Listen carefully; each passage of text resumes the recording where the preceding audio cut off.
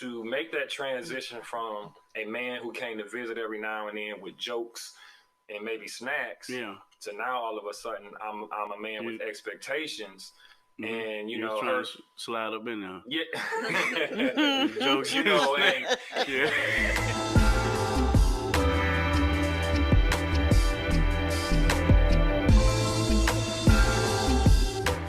Thank y'all for tuning in to the Relationship Podcast with the Simpsons. I'm Antonio Simpson. And I am Yolanda Simpson. And this is the podcast that encourages couples to cultivate their own relationship. Okay. Yeah, man. I kind of winged that. What's up? Yes, you did. So listen, before we get into it, man, if y'all enjoy what the topic is about, or if y'all enjoy the conversations that we have, please don't forget to click the like, subscribe, and the bell for notification. Please. All right. So, look, I know the setup is a little different than what y'all used to, but today we got some special guests here with us, and we're trying something a little different, and I'm very excited to introduce two people that's been married for 5 years, I believe. 5 years?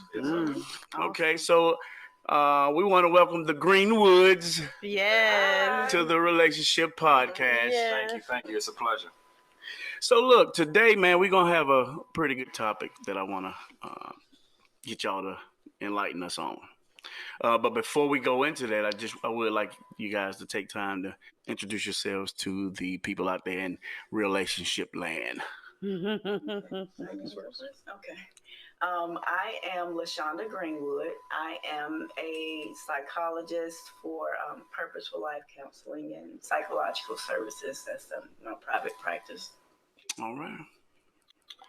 I am Michael Greenwood. I am co-founder and program director for Humble Beginnings. Okay. Which is a mentoring program working with youth that come from underserved communities. Okay. We are based out of Middle Tennessee, but we are expanding. Awesome. Nice. I think the excitement for me today is I have my big sister here to be the first guest that we decided to have on Relationship Podcast. There's been a lot of people that I want to get on here, but I just didn't feel right if I didn't share this first platform with my sister, who's been a mentor to me, and her husband has been a mentor to a lot of the youth out there. So I just think that this would be a great opportunity. So let's get right into it. You know, I know y'all got to get on the road. But what I wanted to talk about today was blended families. And there are a lot of couples out there that get married who already have, I guess some people call it ready-made families or whatever.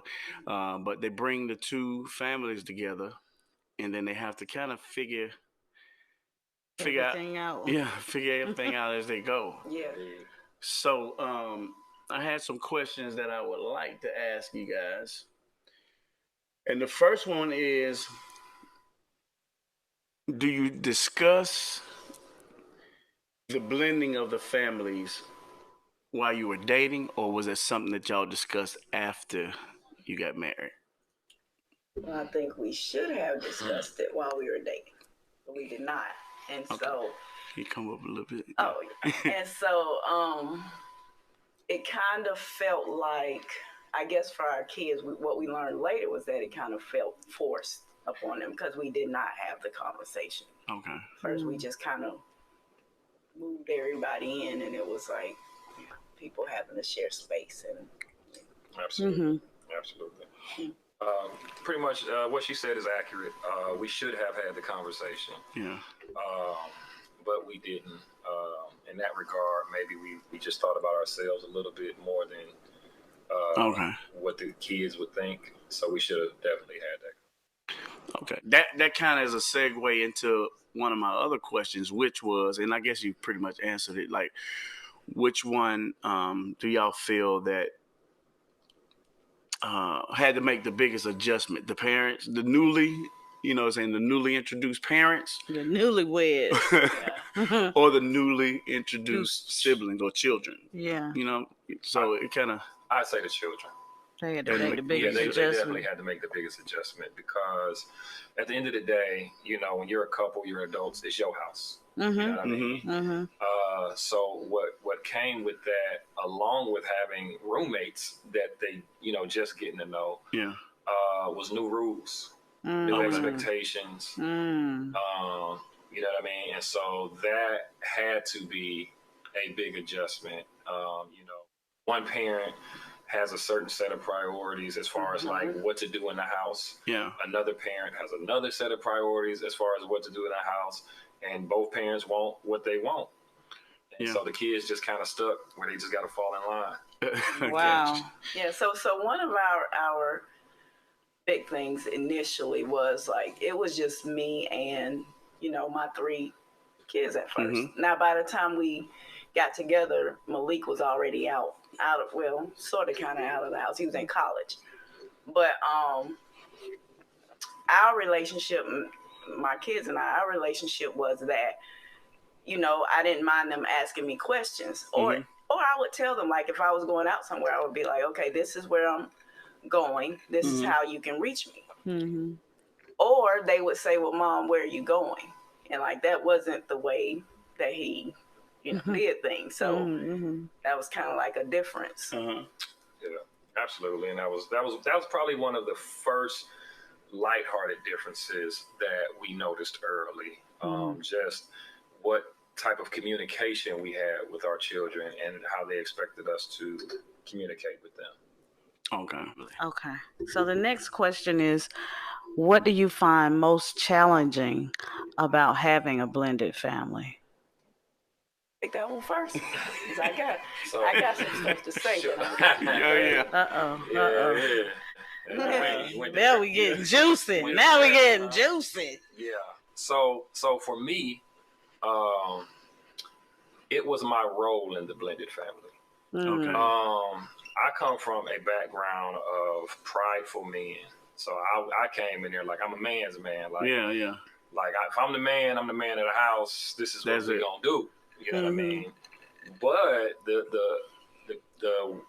that thing with that was we moved in. Technically, we moved in with her because I was staying in an apartment. She was staying in a house.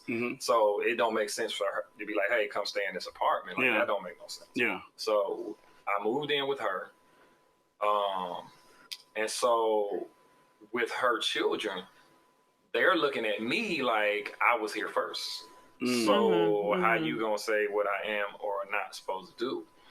And then with her, I think there was a space of we were doing good, you know, because she had great kids. You know, a lot of people deal with kids where they like, man, before I had a man in my house, he was disrespectful and blah blah blah. Like, that wasn't our situation. Like her kids were all ultra respectful. You know what I mean? And we had a friendship before we started a relationship. So I knew her kids. But they knew me as Mom's friend and not possible stepdad. You know what I mean? And so to make that transition from a man who came to visit every now and then with jokes and maybe snacks to now all of a sudden I'm a man with expectations. And you know, trying to slide up in there. Jokes, you know, and you got a teenage son looking at me, and we staring at each other like, you ever see them old Western movies where they got that do and y'all staring at each other? Yeah. So the remote is on the couch. And we looking at who go get the remote? Yeah, who gonna touch that remote? Me or you? Like, you know what I mean? Yeah. And so it was stuff like that for me that was challenging, just being able to establish myself as man of the house. But I didn't want to come across as disrespectful either. You know what I mean? I didn't want to come in there as if, you know, I was joining some woman who was living in poverty and kids was in and out of jail. Like that wasn't the situation. So it's not like I had to come and just re-raise a whole family. It was more so pick and choose and like, yo, I think you can tighten up on this right here. I think you can tighten up right there. So when you first moved in there, did you feel it was any kind of pushback though? I mean, like, is that what you felt? Pushback from the kids? So when I moved in, my wife has 3 children. previous to us. And when I moved in, like she said, Malik was an adult. He was in college, but he was an adult. So we were pretty much just seeing him on summers. Now, Tariq and Jada, Jada was, I believe, in like second grade. So, wow. And was a sweetheart. So she wasn't really, you know what I'm saying? Yeah. Tariq, however, if I'm not mistaken, Tariq was about, 14? Yeah, 15. 14, 15. So this is poke your chest out time. This is about right when it get there. Yeah. So it was some pushback, and it was never blatantly disrespectful. Okay. It'd just be that, did he just mumble?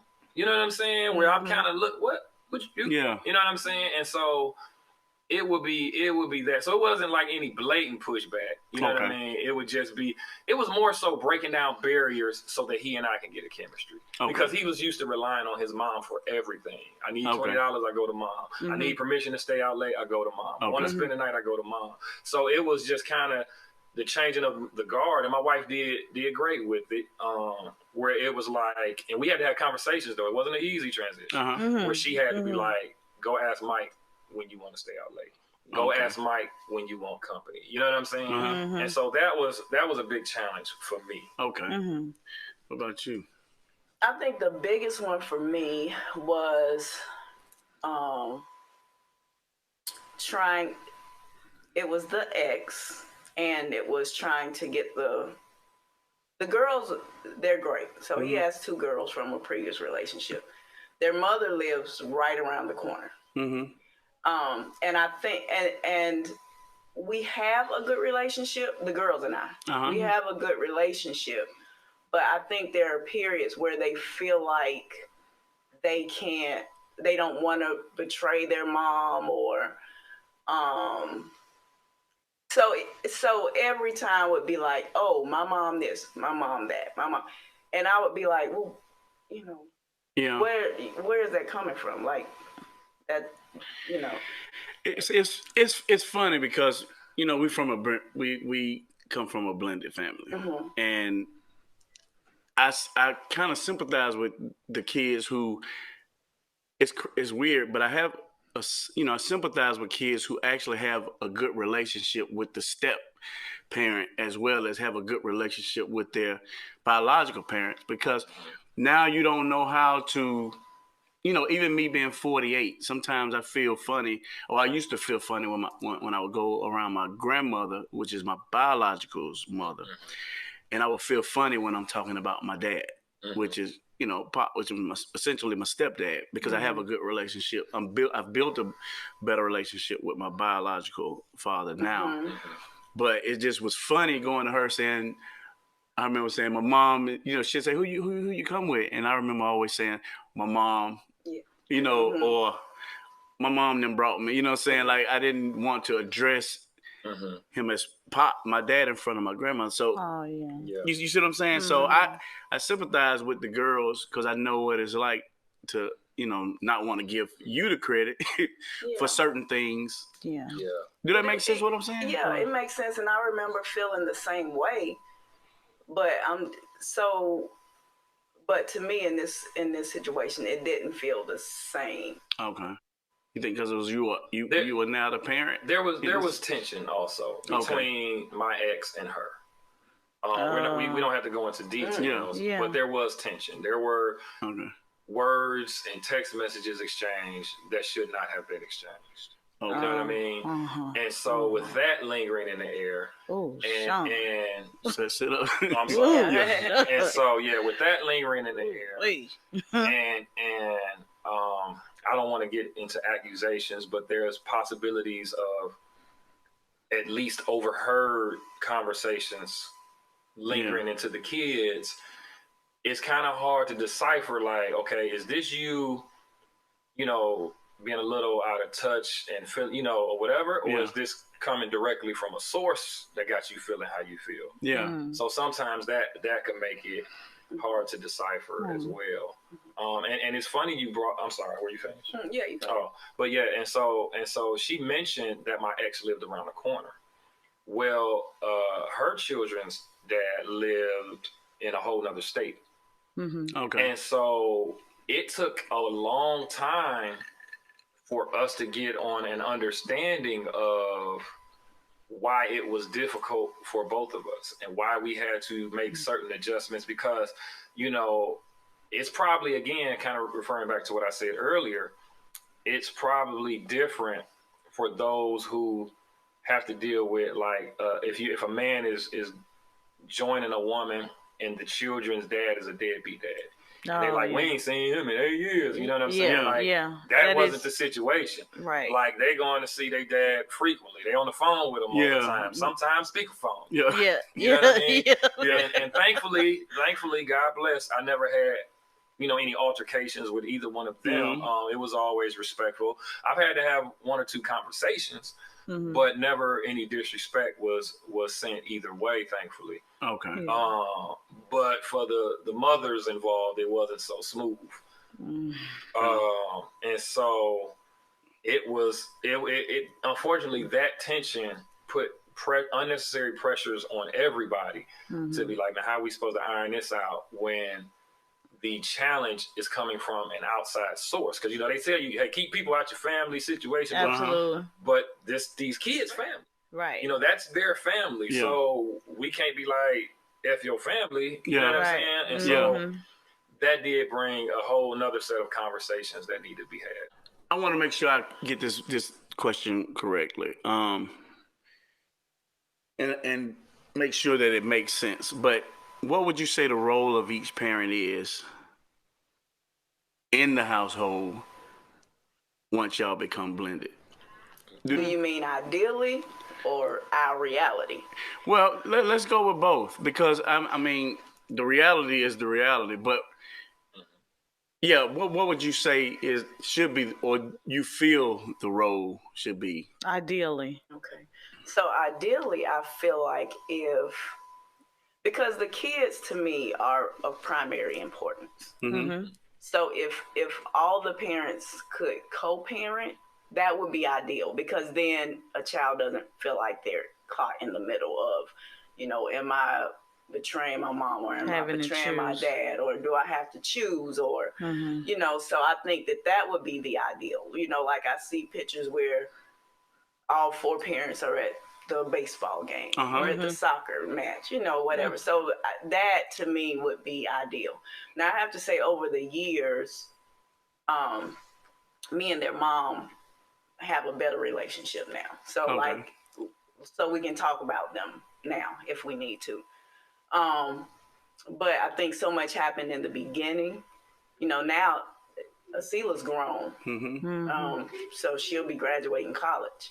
And then our other one she'll be 12 in March. So it's still going to take some building. Okay. So, yeah, so you know, and we have, I feel like we have a great relationship.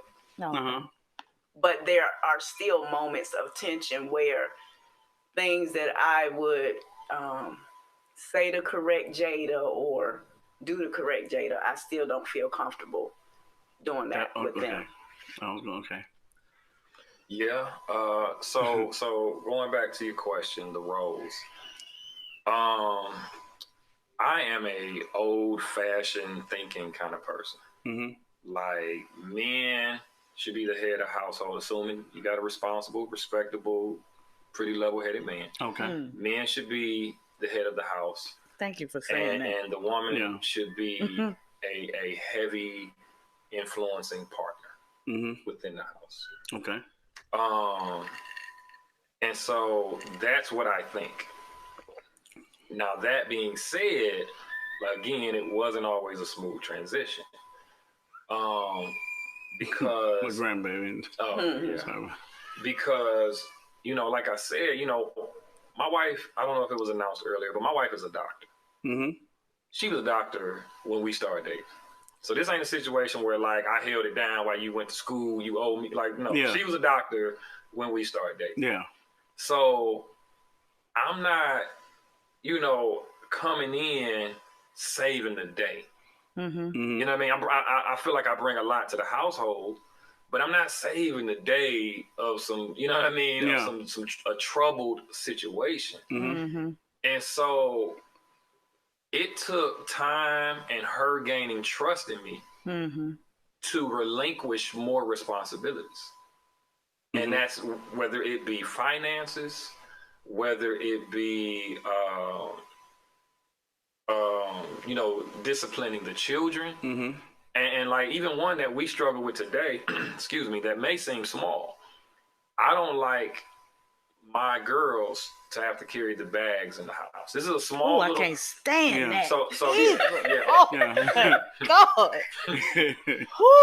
So this is a small little thing. When I say I'm an old school man, this is a small little thing for us. When they go grocery shopping, I go grocery shopping too. I ain't got no problem with that. But when they go grocery shopping or we go together, when you get out the car, you walk in the house. Okay. You go straight to the kitchen. I'm gonna bring the bags in. So whether it's 1 or 1,000. Yes. I'm bringing the bags in. Yes. You get ready to put them in the cabinet. Absolutely. Now you know what's now listen. Listen. That is common sense to me. But there is going to be some women out there. Oh, they still will touch them back. I have to almost fight her and my daughter. Now see. Okay, we have 3 daughters. Yeah. Coming into the relationship, she had 1, I had 2. The 2 that came with me, they got no problems leaving them bags right there. Yeah. Now the one that I was blessed with when she was in 2nd, 3rd grade, whatever it was, she still is like her mother, Miss Independent, Miss Wonder Woman, and I got to be like, if you touch that bag, you're gonna have a problem. Yeah. Well, listen, you know what I mean? Okay, listen. I think So I admire the fact that he does that. I love the fact that he does that. Yeah. But I just feel like if I'm driving home and he's in the house and I have 3 bags and they plastic and nothing heavy, that I should go ahead and take them and that just just makes sense to me that I should go ahead and and I'm gonna tell y'all why that's false. She talking about if I got 3 bags. If she got a whole cart full of groceries, it's more than 3 bags. Trying to bring in half the groceries, and then I go finish up and get the other half, but I gotta look at her crazy. Like, why you even got that? So she trying to put it to y'all like she just got some bread and some eggs. Yeah, why would I leave the bread at? That's not what this is. Okay. We have the cooler water at home. Yeah. My wife be trying to grab the cooler water. Yeah, well, Yolanda do that as well from time to time. But what I was going to say is there are some independent women out there who is going to say that they could do that because they're independent now. I'll just tell you this. If you want a real man, you better let him be a man before somebody else do. Okay. Hey, I'm glad you said that. On that note, because we're going to run out of time on this first segment, because I do have more questions to ask y'all. And I need a refill. Yeah. Yes. So what we're going to do is, on this note, we're going to end this segment, and hopefully they have time to stay around with us so we can continue talking. Again, this is the Relationship Podcast with the Simpsons. And hopefully my guests will stay here throughout and get this part 2 going, because I do have some more juicy questions. We ain't even touched the juicy part yet. And my cranberry juice. You want me to say, can I get a read? Yes. All right, thank y'all for coming out. We'll talk to y'all next week. No, not next week. Check us out on part 2. Yeah, part 2. Take care. Peace.